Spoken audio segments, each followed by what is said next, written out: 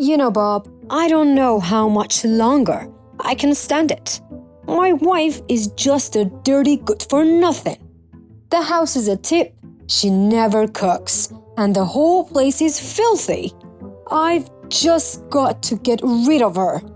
Listen, Steve, I've got an idea, said his mate. I read somewhere that people can die from having too much sex. Why don't you spend the whole weekend in bed with her and see what happens? So, Steve followed Bob's advice and spent the whole weekend in bed.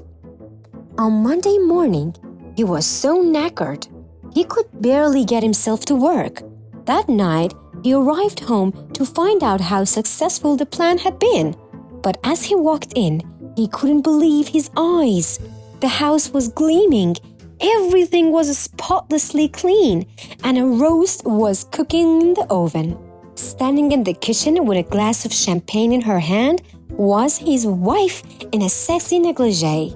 "You see, lover," she said, smiling, "you do right by me, and I'll do right by you." A married man was cheating on his wife with the secretary. Their passions overcame them in the office one day, and they took off for her house. They fell asleep and awoke around 8 p.m., exhausted from the afternoon's activities. While putting on his clothes, the man instructed the woman to take his shoes outside and rub them through the grass and dirt. Despite her confusion, she complied, and he slipped into his shoes and drove home. "Where have you been?"